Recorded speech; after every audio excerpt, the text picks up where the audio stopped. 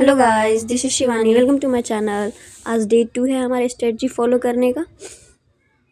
तो आज हम फॉलो करेंगे, आप स्क्रीन पे देख सकते हैं। आज का मेरा ये रूटीन है।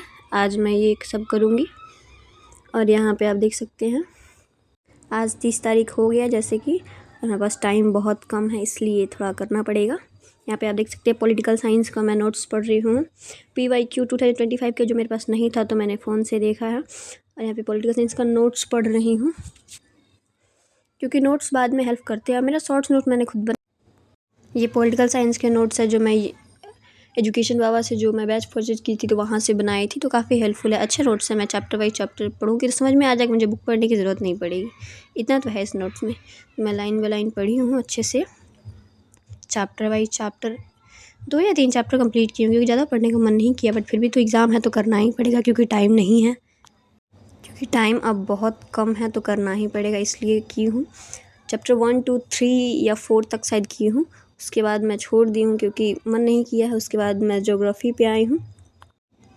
मैं पॉलिटिकल साइंस में ज़्यादातर क्वेश्चंस देखती हूँ, लॉन्ग और शॉर्ट, क्योंकि शॉर्ट तो बन जाएगा बट लॉन्ग मेरे से लिखने में थोड़ा दिक्कत होता है, इसलिए ज़्यादा मैं ध्यान इसी पे देती हूँ। इसलिए मैं नोट्स पढ़ना प्रेफर की हूँ, क्योंकि नोट्स पढ़ूँगी तो सारा समझ में आ जाएगा तो कर लूँगी। वैसे आप भी नोट्स पे ही ज़्यादा फोकस करो, तभी पूरा बुक तो पढ़ने का टाइम है नहीं, तो कौन पढ़ेगा बुक, इसलिए नोट्स ज़्यादा पढ़ा जाएगा तो सही रहेगा। वैसे आप लोगों का फर्स्ट एग्ज़ाम पॉलिटिकल साइंस किस डेट को है, आप लोग बताना ज़रा। मेरा तो 3 तारीख को है, तो आज 30 हो गया, तो बहुत कम टाइम है, तो करना तो पड़ेगा, इसलिए लाइन बाय लाइन मैं नोट्स पढ़ रही हूँ। आगे का भी आप देख सकते हैं। अब ये मेरा ख़त्म हो गया पॉलिटिकल साइंस जो मैं पढ़ ली हूँ। उसके बाद मैं यहाँ पे देख सकते हैं फिर मैं ज्योग्राफी में शुरू करूँगी। ज्योग्राफी में 2024 का जो सॉल्व करना था क्वेश्चन पेपर, वो मैंने फ़ोन से लिया है, और फिर नोट्स पढ़ना था। ज्योग्राफी में 2 बुक है, तो मैंने 2 कॉपी में भी नोट्स बनाया है, आप देख सकते हैं यहाँ पे। फिर ज्योग्राफी में मुझे क्वेश्चंस में उतनी दिक्कत नहीं होते हैं, लेकिन हाँ, उसको फार्मूला जो है बर्थ रेट, डेथ रेट, ये सब निकालने वाला, तो उसमें थोड़ा दिक्कत होता है, बट मैंने उसको ध्यान से देखा है। उसके बाद एक्टिविटी वाला जो आता है, प्राइमरी, सेकेंडरी, टर्सरी, क्वार्टरी, वो सब पढ़ी। फिर बुक 2 का आया है, इसमें तो मैं थोड़ा वीक हूँ, तो इसको मैं ध्यान से पढ़ी हूँ ज्योग्राफी को।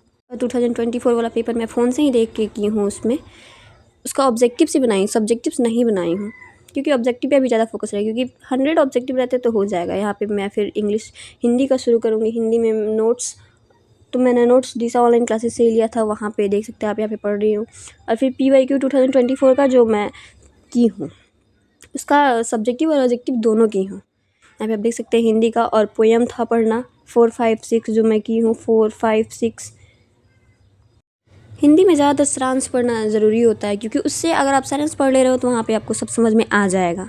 तो हर चैप्टर का अगर आप नोट्स नहीं भी पढ़ सकते तो सारांश पढ़ लो, हो जाएगा। और अच्छे मार्क्स लाने हैं तब तो पढ़ना ही पड़ेगा कैसे भी करके। तो मैं ज़्यादातर सारांश पे ही फोकस करती हूँ और वहीं पढ़ी हूँ नोट्स में।